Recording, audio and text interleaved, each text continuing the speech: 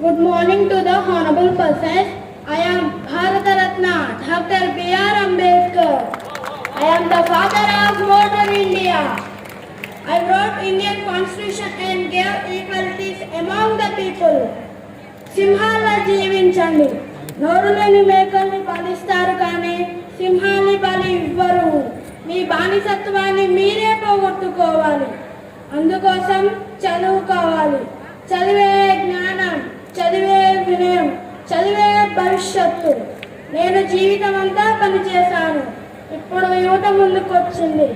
జాతి ప్రజలకు పోరాడడానికి కత్తినివ్వలేదు, vote హక్కునిచ్చాను.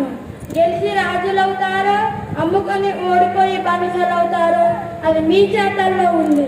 Thank you.